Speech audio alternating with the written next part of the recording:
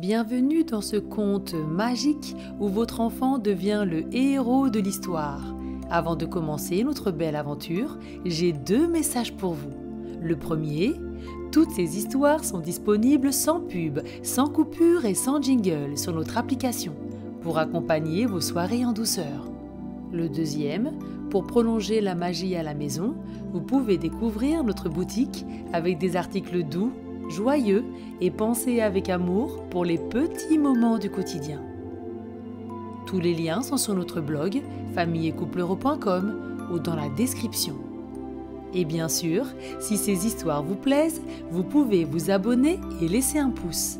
Un abonnement et un pouce permettent à cette chaîne de continuer à grandir et à créer toujours plus de nouvelles histoires.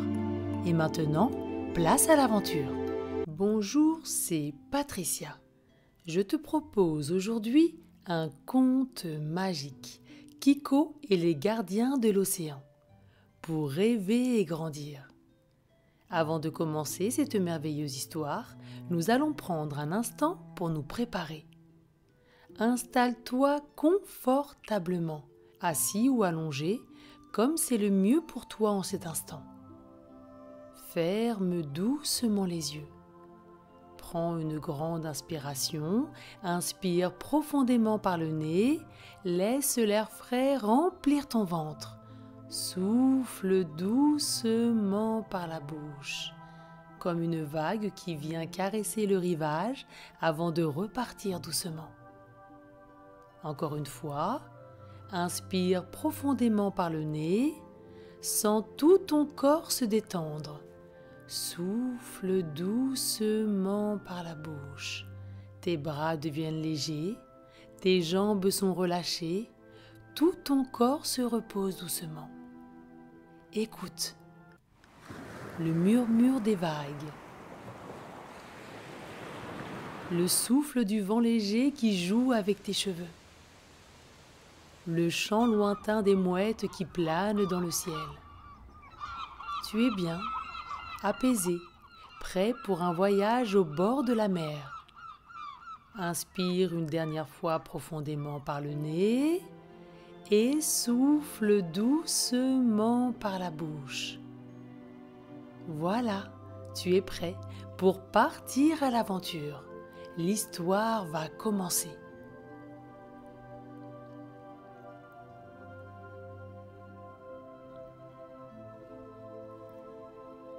Imagine-toi maintenant sur la plage. Tu te sens heureux. Le soleil brille haut dans le ciel, déversant sa lumière dorée sur l'immense étendue de sable fin. Sous tes pieds, le sable est tiède, parfois un peu chaud, mais chaque pas te procure une sensation agréable, comme si la plage te chatouillait doucement. Une brise légère venue de l'océan fait danser tes cheveux et porte avec elle un parfum salé, mêlé à l'odeur lointaine des pins maritimes. Devant toi, les vagues roulent doucement sur le rivage, créant une mélodie apaisante, un rythme régulier qui semble murmurer des secrets. À tes côtés, il y a tes 2 meilleurs amis, Milo et Naya, qui courent déjà vers l'eau en riant, laissant des empreintes qui disparaissent presque aussitôt sous les vagues. Leur rire se mêle aux cris aigus des mouettes, qui planent au-dessus de vos têtes, espérant sans doute une miette oubliée d'un goûter. Juste à côté de toi, Kiko, ton ami le koala, est bien installé confortablement sous un parasol à rayures rouges et blanches. Son crayon rouge est bien calé derrière son oreille gauche. Il le prend et commence à griffonner quelque chose sur un carnet posé sur ses genoux. Il trace des dessins et prend des notes. Tu le vois froncer les sourcils, l'air très concentré. Tu t'accroupis à côté de lui et lui demandes ce qu'il fait. Il te regarde en souriant et tapote son crayon sur le papier. J'observe le comportement des vagues aujourd'hui. Tu savais que leur mouvement dépend du vent et des marées? Il y a tout un langage secret dans l'océan, si on prend le temps de l'écouter.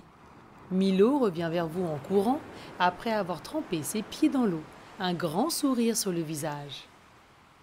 Il vous dit en riant que le seul langage qu'il entend, c'est le bruit des glaces que vous allez manger après.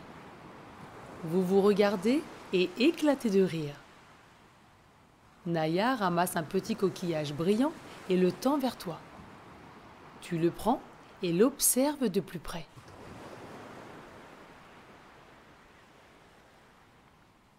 Il est magnifique, avec de petits reflets roses. Curieux, tu décides de chercher d'autres coquillages tout aussi jolis.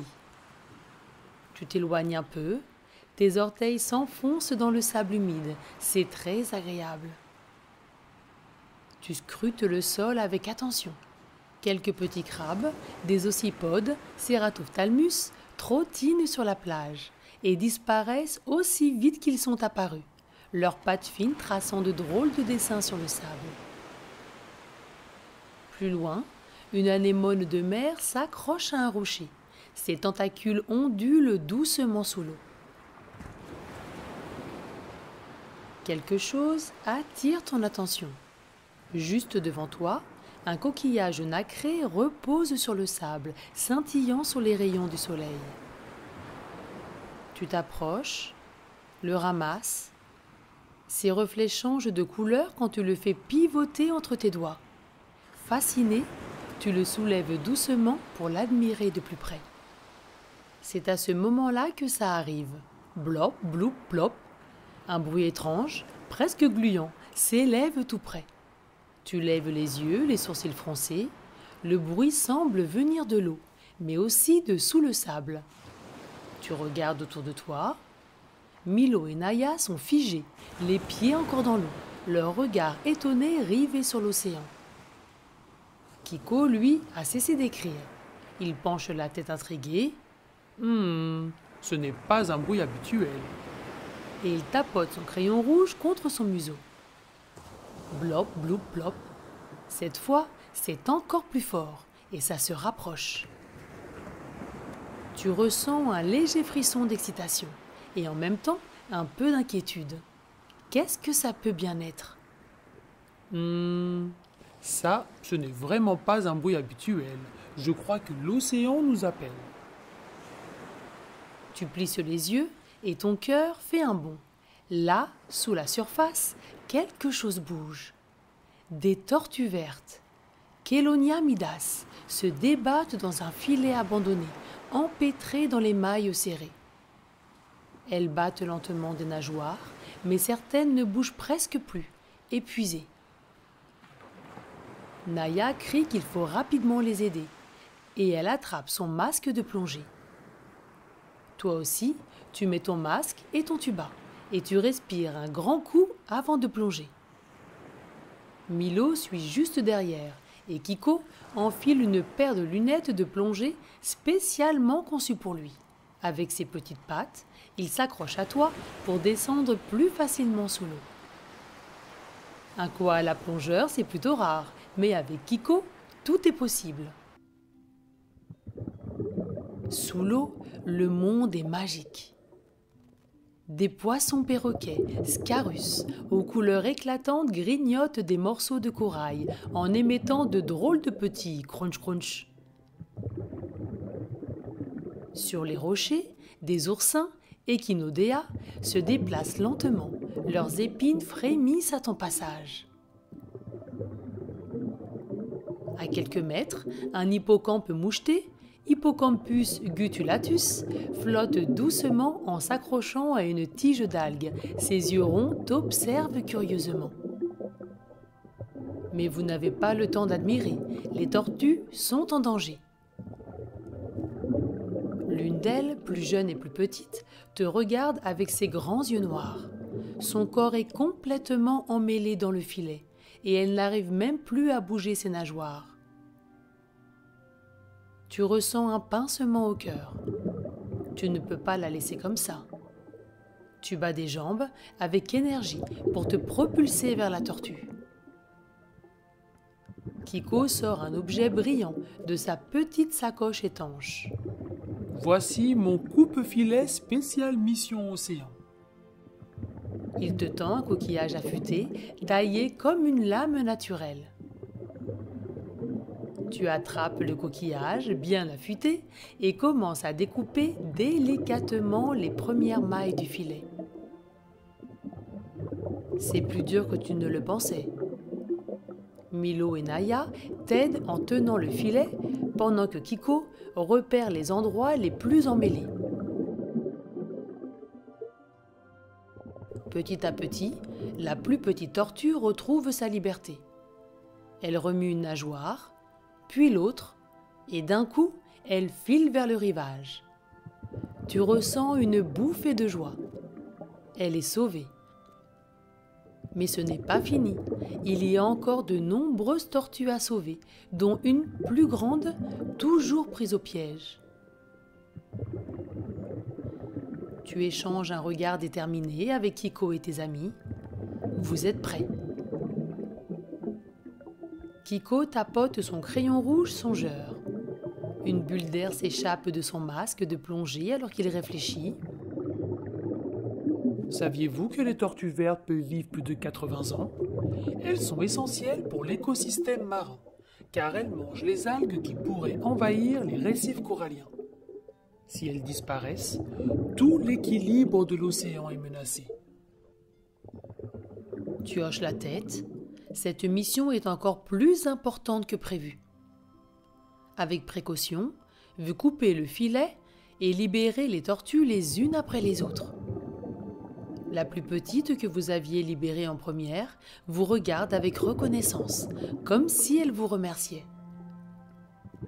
Puis, dans un mouvement fluide et élégant, elle balaie l'eau d'un coup de nageoire et disparaît dans le bleu profond. Tu la suis des yeux, le cœur léger.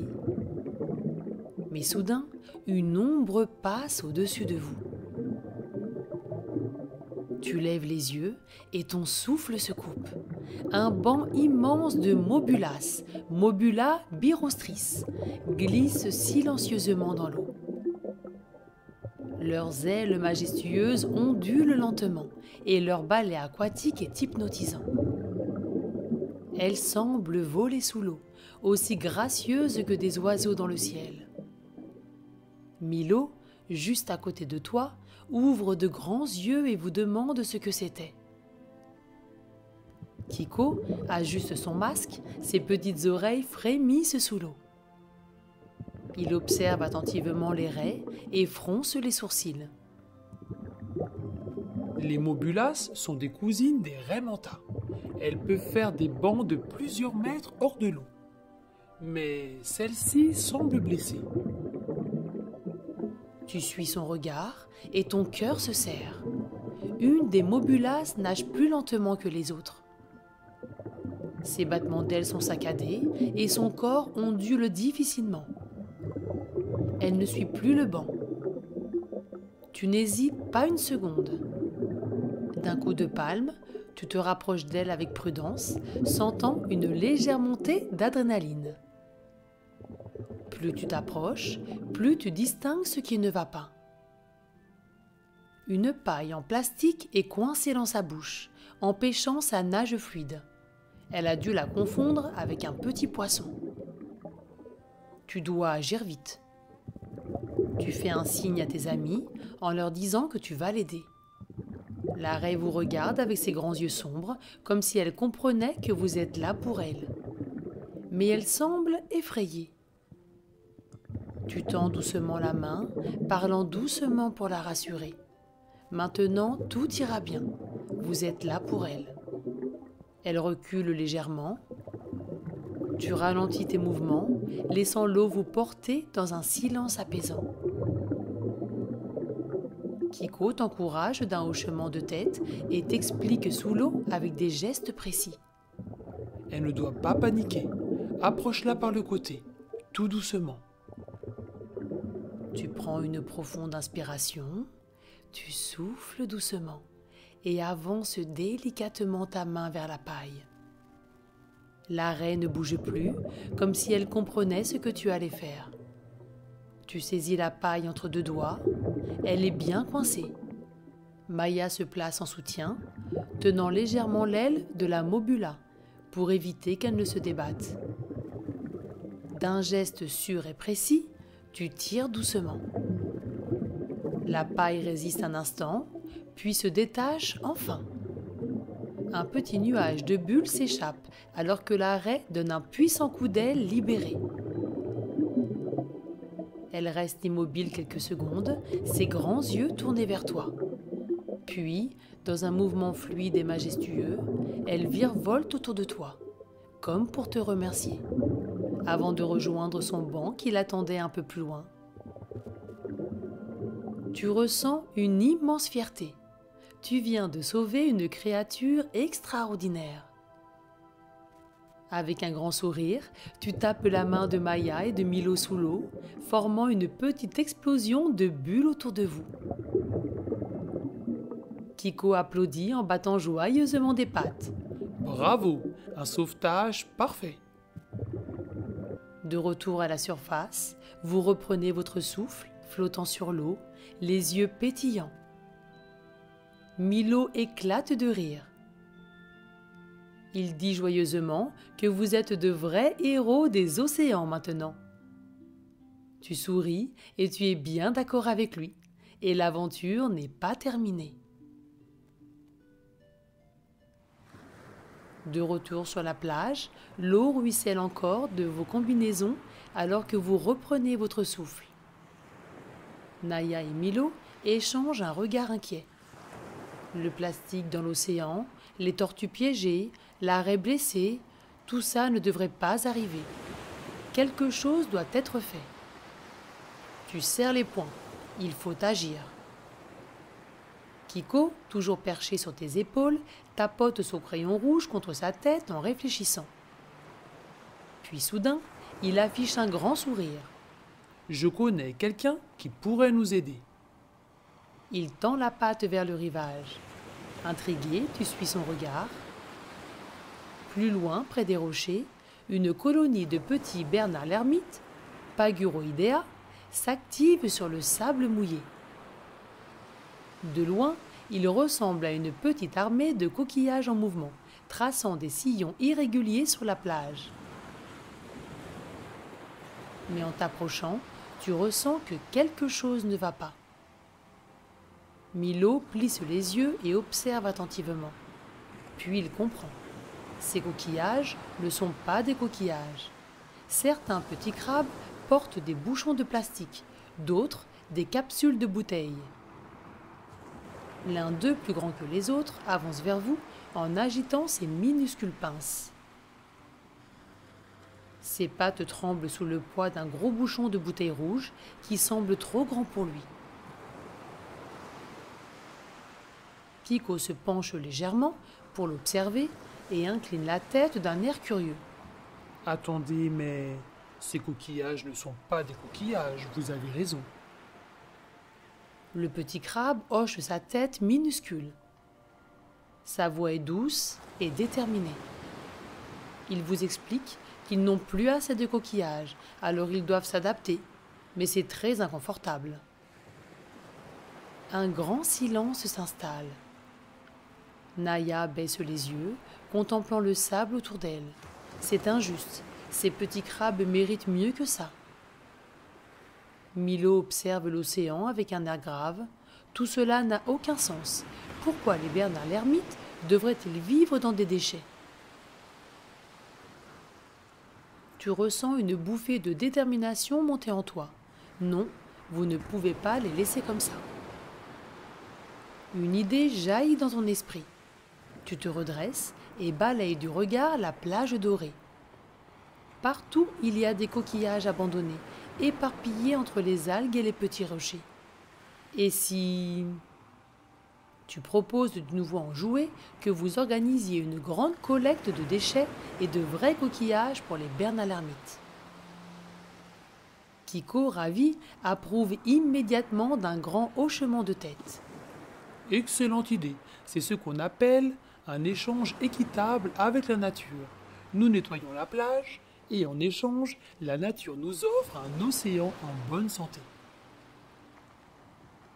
Sans attendre, vous passez à l'action. Milo, Naya et toi, vous partez dans différentes directions, fouillant le sable et les rochers à la recherche des plus beaux coquillages. Kiko grimpe sur ton épaule, ses petits yeux scrutant les environs avec attention. Lorsqu'il aperçoit un coquillage parfaitement arrondi, il te le montre du bout de sa patte avec un grand sourire. Pendant des heures, vous ramassez les déchets qui traînent sur la plage et les déposez dans un grand sac. Vous trouvez également de magnifiques coquilles abandonnées, certaines nacrées, d'autres rayées, toutes parfaitement adaptées au petit Bernard l'ermite. Puis, un à un, vous aidez chaque crabe à changer de maison. Certains semblent hésiter, tapotant doucement leur nouveau coquillage du bout de leurs pinces, comme s'ils n'y croyaient pas. Mais très vite, l'un d'eux ose plonger à l'intérieur, puis un autre. Et soudain, tout le monde se met à changer de coquille en même temps, dans un ballet joyeux et inattendu. Tu ris de bonheur en voyant Paggy, le premier crabe qui vous avait parlé, tourner sur lui-même avec fierté dans son tout nouveau coquillage beige et lisse. Il lève une pince en signe de gratitude. Kiko, qui s'est assis sur un rocher, regarde la scène avec satisfaction. Mission accomplie. La nuit enveloppe doucement la plage d'un voile bleu profond. Les vagues murmurent une chanson paisible en venant caresser le rivage, et les étoiles scintillent comme des lucioles figées dans le ciel. Tu es fatigué, mais ton cœur est léger.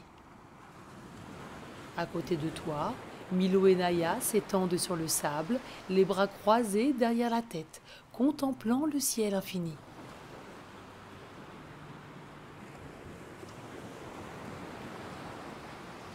Kiko, toujours perché sur son rocher, observe l'horizon avec un sourire satisfait, son crayon rouge légèrement de travers derrière son oreille. Tu t'allonges à ton tour, sentant sous ton dos la chaleur réconfortante du sable, encore tiède après la journée ensoleillée. Le bruit des vagues devient plus doux, plus lointain. Tes paupières se ferment lentement. L'air marin s'efface peu à peu. Le sable sous toi devient un coussin moelleux, et sans même t'en rendre compte, tu es de retour dans ton lit. Respire doucement. Imagine que tu es encore sur cette plage. À chaque inspiration, l'air est pur et frais, comme la brise de l'océan. À chaque expiration, ton corps se détend, comme une vague qui se retire doucement sur le sable. Sens la légèreté de l'eau autour de toi, comme si tu flottais paisiblement, bercé par le mouvement des vagues. Écoute le chant des étoiles, le murmure du vent dans les palmiers, le doux clapotis des vagues sur le rivage. Tu es en sécurité, entouré de la mer bienveillante et des animaux que tu as sauvés aujourd'hui. Une tortue verte nage lentement dans ton esprit, te remerciant avant de plonger dans les profondeurs de tes rêves. Kiko pose doucement une patte sur ton épaule. Sa voix est une caresse. Repose-toi, petit gardien des océans. Demain, une nouvelle aventure t'attend. Tout devient plus léger, plus calme. Belle nuit, cœur audacieux, que tes rêves soient aussi doux et infinis que l'océan. Fais de beaux rêves. À bientôt.